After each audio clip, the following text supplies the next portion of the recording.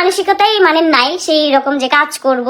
এত লাইভে একটা মানুষকে লাইভে এত ভাবে অপমান অপদস্থ করার পরে সেই মানুষটাকে নিয়ে কিভাবে মানে কাজ করে, আমি আসলে মানে আমার আসলে মানে কি বলবো, আমার আসলে কোনো কিছু বলার নাই। কিন্তু এইটাই অনেকেই বলতেছে যে সবকিছু মিটমাট করে নাও। এইসব জিনিস না কখনো মিটমাট মানে করার মতো না, বা মিটমাট হয়ও না। কারণ যারা হচ্ছে ওই রকম টাইপের তারা মিটমাট করতে পারে বা ইয়া করতে পারে, যাই হোক।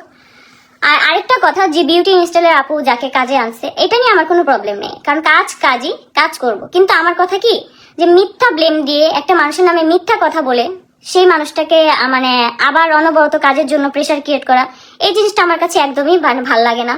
মানে আমি এই জিনিসটা করতে চাই না। যেহেতু আমাকে নিয়ে এত সমস্যা, আমি চাই সেখান থেকে বেরিয়ে আসতে, সেখান থেকে আমি মুক্তি পেতে চাই।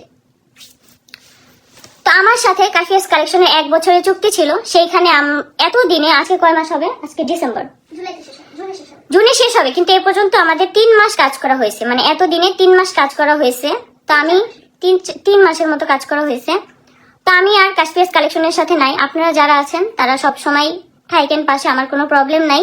এই ব্যাপারটাই জাস্ট আমি ক্লিয়ার করে দিলাম। অনেকেই বলতেছে যে ভুল বোঝাবুঝি হয়েছে। এখানে ভুল বোঝাবুঝির কোনো কিছু নেই। এখানে আমাকে ছোট করে কথা বলা হয়েছে, আমাকে ছোট করা হয়েছে। এখন পর্যন্ত আজকের লাইভেও আমাকে ছোট করে কথা বলা হয়েছে। যাই হোক, এখানে আমার আর কোনো কিছু বলা নেই। আমি জাস্ট একটা কথাই বলবো, যে কোনো পেজ ওনারদের সাথে আমার কোনো ধরনের মানে রাগারাগি বা কোনো কিছু নেই।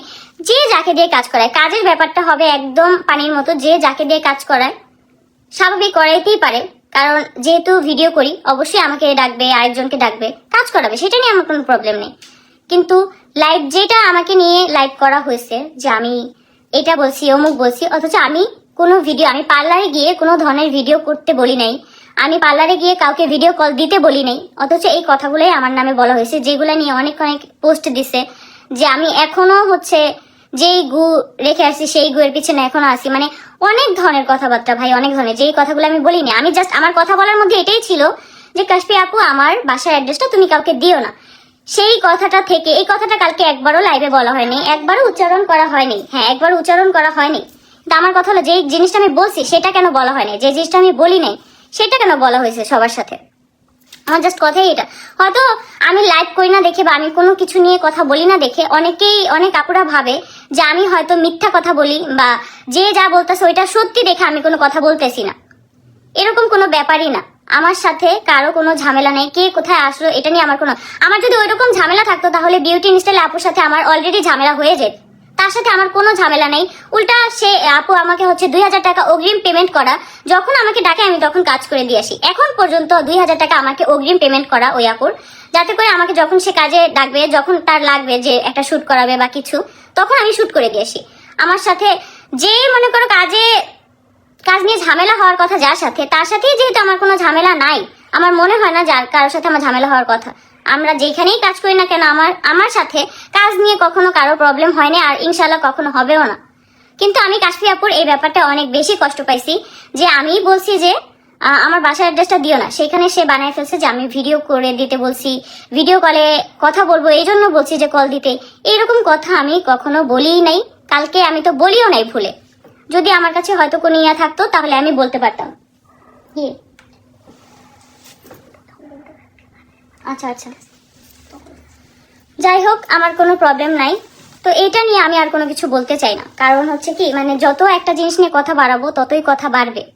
এই জন্য আমি বললাম যে এই কথাটা আমি কখনোই বলিনি। আমাকে অনেকেই বলতেছে যে এখন যে জিনিস ছেড়ে আসছো সেই জিনিস দেখার জন্য, তাকে দেখার জন্য এখনো কেন এরকম থার্ড ক্লাস ছাড়া কোনো অনেক কিছুই আমাকে বলছে, কিন্তু আমি এই কথাটা বলি নাই। আমি জাস্ট এতটুক কথাই আমি বলছি যে আমার বাসার অ্যাড্রেসটা যাতে দেওয়া না হয়। কিন্তু এই কথাটাকেই হচ্ছে অনেকে অনেক কিছু বানায় ফেলছে, অনেকে আমাকে খারাপভাবে প্রেজেন্ট করছে, যেটা করা একজনের কখনোই উচিত না বা কখনো উচিত হয় নাই। কিন্তু তারপরেও করছে, সেটা নিয়ে আমার কোনো মাথা ব্যথা বা কোনো কিছুই নাই। কিন্তু আমার যে জিনিসটা বলা দরকার, এটা আমি না বললে হয়তো কি দেখা যায় কি সবসময় লাইভে আমাকে এইভাবে অপমান অপদস্থ করা হবে। আর আমি সবসময়, একটা মানুষের মাথা কখনোই ঠিক থাকে না, একটা মানুষের মাথা কখনোই ঠিক থাকে না। আর কাশফি আপুর সাথে যখন আমার চুক্তি হয়েছে, এই ব্যাপারটা একটু আমি ক্লিয়ার করে বলি। তোমরা যখন দেখছো যে আমি বিউটি ইনস্টলে শুট করি, ব্রাইডাল শুট করি, ঠিক তখনই আমার সাথে যে কাশফি আপু আমার সাথে চুক্তি করার জন্য যে স্ট্যাম্প পেপার রেডি করছে, সেটা আমি জানতাম না। তো একদিন আমার হলুদের শুট না যে মেহেদির, আমার চুল রিবন্ডিং, আচ্ছা আচ্ছা, শুটের মাঝে একদিন হচ্ছে আমার বোনের চুল হচ্ছে রিবন্ডিং করবে। তখন আর কি আমার বোন চুলের যেহেতু রিবন্ডিং করবে, আমি সেখানে আর কি গিয়ে মানে বসে আছিলাম, যেহেতু ভিডিও করা লাগে, কারণ আমরা তো সব জায়গায় হচ্ছে ভিডিও করি, সব জায়গায় গিয়ে কিন্তু ভিডিও করতে হয়। তো এই জন্যই কিন্তু আমি বসেছিলাম। তো হঠাৎ করে বিউটি ইনস্টাইল আপুর হচ্ছে আবার পার্লারের মধ্যে মানে ওয়াশরুমটা নাই, যার জন্য আর কি আমি বলতেছিলাম যে আমার একটু ইমার্জেন্সি ওয়াশরুমে যাওয়া দরকার। তো তখন আর কি আমাকে কাশফি আপু বলতেছিল যে আমার বাসায় চলো, আমার বাসায় ওয়াশরুমে চলো।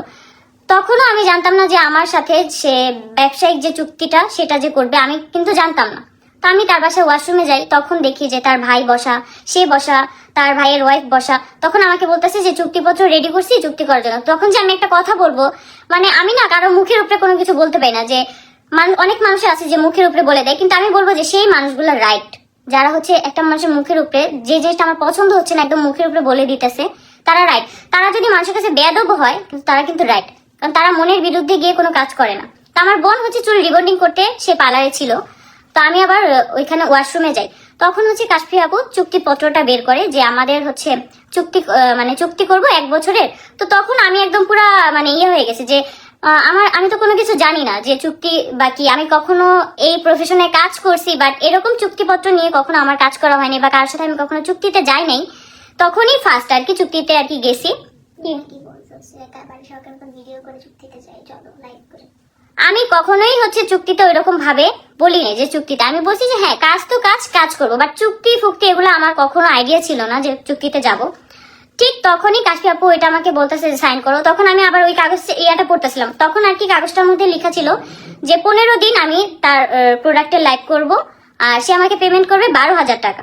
তো তখন আমি আবার বললাম যে কাশফি আপু 15টা লাইভ অনেক বেশি কষ্ট হয়ে যায়, কারণ 1 মাসে দেখা যায় কি 30 দিন, সেখান থেকে 15 দিনই হচ্ছে লাইভ করা, সেখানে অনেক বেশি কষ্ট হয়ে যায়।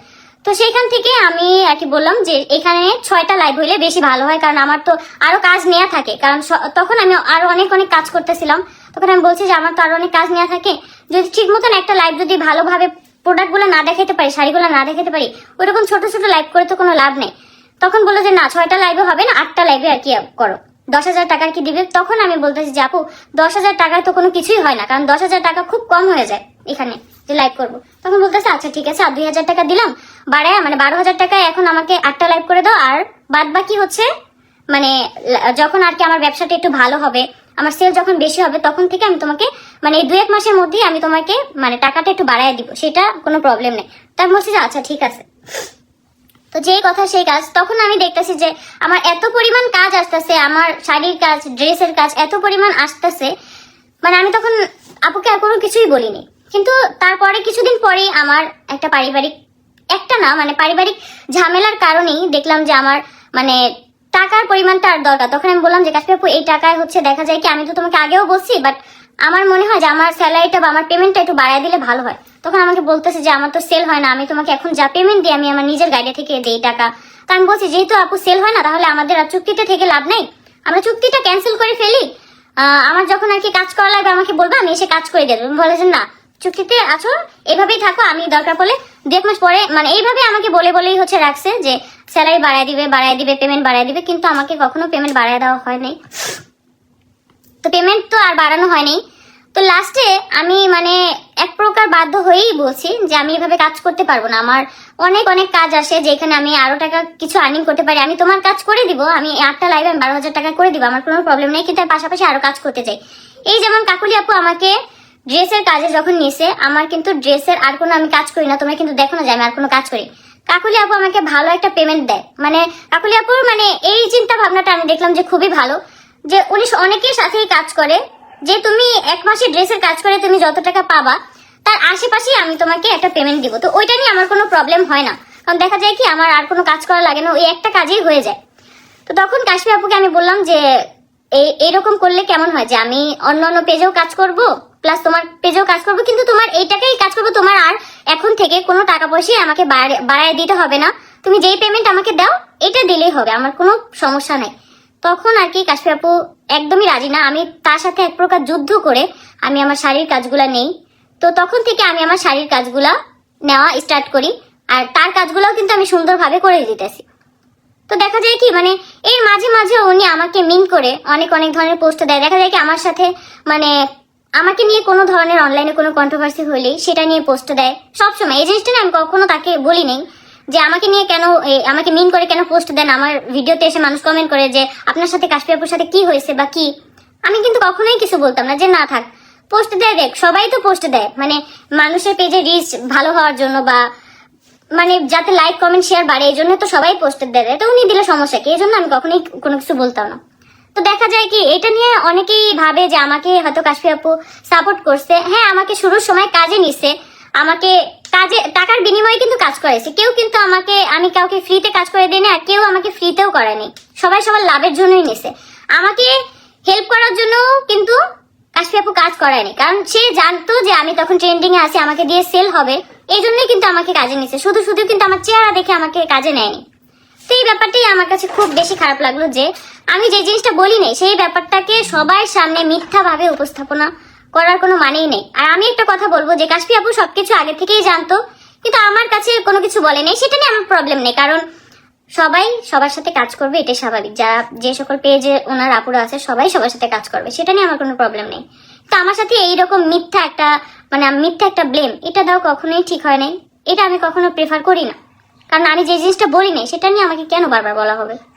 ইভেন আমার পেজেও কমেন্ট করা হইতাছে যে এরকম এরকম, কেন এগুলো নিয়ে কেন কেন কমেন্ট করা হবে, এগুলো আমার আর ভালো লাগতেছে না এগুলো নিয়ে।